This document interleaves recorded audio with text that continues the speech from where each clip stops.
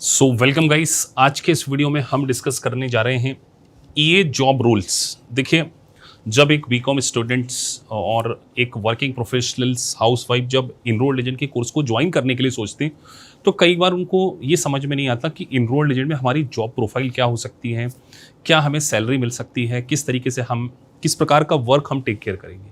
तो इसकी पूरी सीरीज़ है जिसमें मैं 4 to 5 वीडियोज़ आपको बनाऊँगा और इस 4 to 5 वीडियोस में आपको पूरा नॉलेज मिलेगा बिफोर ज्वाइनिंग इनरोल्ड एजेंट कि आपकी प्रोफाइल क्या हो सकती है अगर आपने इनरोल्ड एजेंट कोर्स को ज्वाइन किया।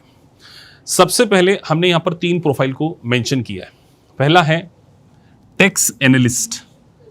तो आज के इस लेक्चर में हम टैक्स एनालिस्ट के बारे में बात करेंगे कि अगर आपने इनरोल्ड एजेंट को कंप्लीट कर लिया सो टैक्स एनालिस्ट की क्या प्रोफाइल होती है। उसके बाद अगर आप टैक्स एडवाइजरी, टैक्स कंसल्टेंट में जाते हो और एक सबसे इंपॉर्टेंट होता है कॉर्पोरेट टैक्स स्पेशलिस्ट, कि कॉर्पोरेट टैक्स स्पेशलिस्ट के रूप में आपकी क्या रिस्पॉन्सिबिलिटी हो सकती है, आपका जॉब डिस्क्रिप्शन क्या हो सकता है, ये सारा डिस्कशन। तो 3 मेजर प्रोफाइल। सबसे पहले हम बात करने जा रहे हैं टैक्स एनालिस्ट, कि टैक्स एनालिस्ट में अगर आपका प्लेसमेंट होता है तो आपको क्या क्या वहां पर करना पड़ेगा। अगर मैं यहां पर बात करूं जॉब रोल में तो सबसे पहले आता है preparation and filing of tax return. अब जैसे इंडिया में भी बहुत सारे आप देखते होंगे सैलरी का रिटर्न होता है, फिर बिजनेस का रिटर्न होता है। इसी तरीके से अमेरिका में भी आपको टैक्स के रिटर्न फाइल करने होते हैं, लेकिन वहां पर टैक्स के रिटर्न बहुत वेराइटी ऑफ टाइप्स होते हैं। जैसे इंडिविजुअल के लिए रिटर्न होगा, कॉर्पोरेशन के लिए रिटर्न होगा। तो कॉर्पोरेशन में भी 2 प्रकार के रिटर्न होंगे। पहला होगा आपका एस कॉर्पोरेशन हो सकता है, सी कॉर्पोरेशन हो सकता है, पार्टनरशिप हो सकता है, उसके बाद एक ट्रस्ट के रूप में हो सकता है, गिफ्ट टैक्स के रिटर्न हो सकते हैं। तो रिटर्न प्रिपरेशन आपका एक मेजर टास्क हो सकता है एज ए टैक्स एनालिस्ट। उसके बाद इनकम टैक्स के बहुत सारे कंप्लायंसेस होते हैं। कई बच्चों को तो यही कंफ्यूजन रहता है कि सर इनरोल्ड एजेंट का काम केवल ईयर एंड पर टैक्स सीजन में ही होता होगा क्या। तो यहां से आपको समझना पड़ेगा कि टैक्स कंप्लायंसेस क्या होते हैं। अब टैक्स कंप्लायंसेस में एक तो डॉक्यूमेंटेशन बहुत इंपॉर्टेंट पार्ट होता है। आपको कुछ रिटर्न्स जो है क्वार्टरली फाइल करने होते हैं, कुछ पेमेंट्स आपको मंथली पेमेंट करने होते हैं। जैसे अगर मैं बात करूं, आपने किसी इंप्लॉय को सैलरी पे करनी है तो उसकी सैलरी की पे चेक में से एक आपको उसका पेरोल टैक्स डिडक्ट करना होता है, उसका इनकम टैक्स जिसको इंडिया में आप टीडीएस बोलते हैं, विथ हेल्थ टैक्स डिडक्ट होना। तो ये मंथली कंप्लायंसेस होते हैं। उसके बाद इंप्लॉयमेंट टैक्स के कंप्लायंसेस जिसको कि फाइका टैक्स बोलते हैं। अगर आपके पास कोई इंडिविजुअल आता है तो उसको सेल्फ एम्प्लॉयमेंट टैक्स का कॉम्प्यूटेशन कैसे बनाना उसमें आप हेल्प करेंगे। और अगर मान के चलिए किसी पर्सन की डेथ हो जाती है तो उसके स्टेट के कंप्लायंसेस हैं। अगर किसी पर्सन ने कोई गिफ्ट दे दिया है तो गिफ्ट के कंप्लायंसेस हैं, स्टेट के कंप्लायंसेस हैं। बहुत सारे कंप्लायंसेस टाइम टू टाइम आपको क्या है करने पड़ते हैं।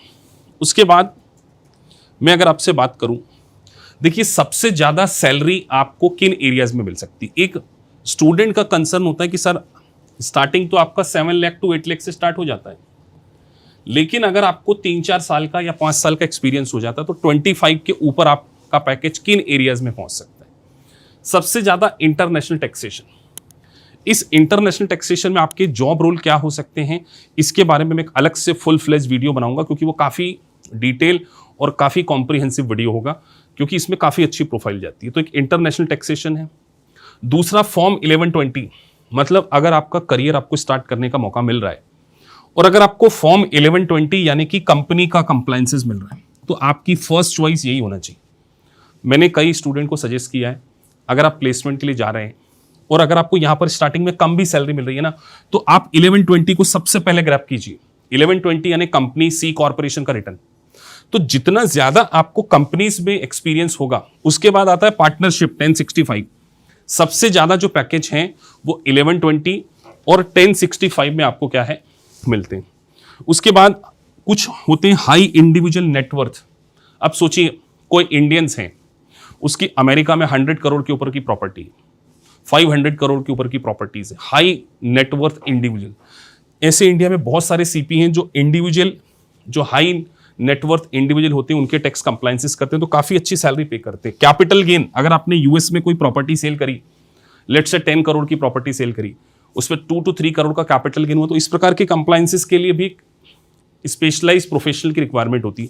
तो यहां पर काफी सैलरी होती है। और एक टैक्स असेसमेंट होता है जिसमें हम टैक्स कॉम्पोजिशन के बारे में बात करें कि आपको IRS के डिपार्टमेंट के जो ऑफिसर्स होते हैं उनके साथ में कंप्लाइंसेस वगैरह करने पड़ते हैं। तो ये वो एरियाज हैं जहां पर अगर आपका प्लेसमेंट होता है तो आपको सबसे ज़्यादा सैलरी मिलने के चांसेस हैं।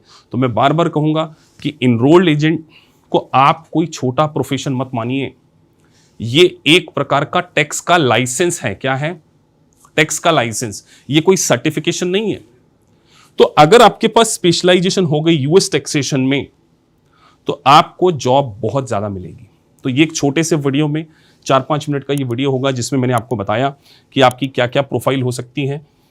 तो ये जो मेजर प्रोफाइल है, आने वाले समय में इसके ऊपर काफ़ी डिटेल में वीडियो बनाने वाला हूँ जिससे कि आपको आइडिया लगे। हम अगले सेगमेंट में बात करेंगे इंटरनेशनल टैक्सेशन की, क्रॉस बॉर्डर ट्रांजैक्शन की, कि किस तरीके से आप क्रॉस बॉर्डर ट्रांजैक्शन वाले एरियाज में जॉब को अचीव कर सकते हो। और अगर आपका इंटरनेशनल टैक्सेशन में प्लेसमेंट हो गया और अगर बिग 4 में हो गया या टॉप 6 कंपनीज में हो गया तो बिलीव मी आप एक नेक्स्ट लेवल पर पहुंच सकते हैं। इसके लिए आपको टैक्स के अंदर मास्टरी को अचीव करना होगा। तो मिलते हैं आपसे फिर किसी नए वीडियो में। अगर आपको वीडियो अच्छा लगा है so please like and subscribe the channel. Thank you for watching this video. Thank you very much.